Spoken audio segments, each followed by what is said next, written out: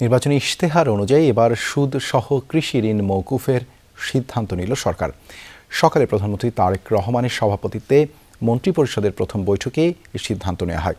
মন্ত্রিপরিষদ সচিব জানান, এতে কৃষকদের ঋণের বোঝা কমবে, কৃষকদের আগ্রহ বাড়বে শস্য, মৎস্য এবং পশুপালন খাতে। অরেঞ্জ সহ বিভিন্ন ফ্লেভারে প্রাণ ললিপপ, জুসি ওয়ার্ল্ড। 1991 থেকে 1996 মেয়াদে বিএনপি সরকার ক্ষমতায় থাকার সময় প্রথমবারের মতো 5,000 টাকা পর্যন্ত সুদসহ কৃষি ঋণ মওকুফ করা হয়েছিল।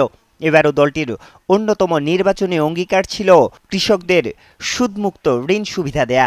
সরকারের পক্ষ থেকে একটি কার্ড সরকার গঠনের পর প্রধানমন্ত্রী তারেক রহমানের সভাপতিত্বে মন্ত্রিপরিষদ বিভাগের প্রথম বৈঠকের প্রধান এজেন্ডা ছিল কৃষি ঋণ বিতরণ ইস্যু।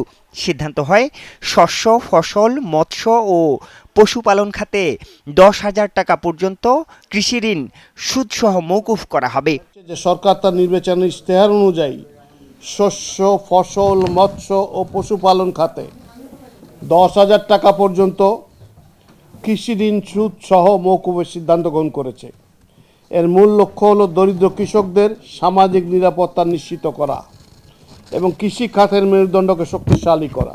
মন্ত্রিপরিষদ বিভাগের সচিব জানান, সরকারি, বেসরকারি এবং বিশেষায়িত বিভিন্ন ব্যাংকে কৃষকদের বর্তমান ঋণের পরিমাণ 1,550 কোটি টাকা, যা মওকুফের আওতাভুক্ত হবে।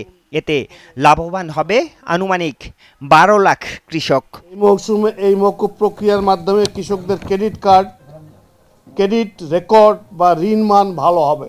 তারা যে আগেগুলো পরিশোধিত হয়েছে বলে ধরে নেওয়া হবে। ফলে তারা ব্যাংক থেকে 15 স্বল্প সুদে কৃষি ঋণ গ্রহণ করতে পারবেন, যা তাদের স্থানীয় মহাজনী ঋণের উচ্চ সুদের হাত থেকে রক্ষা করবে।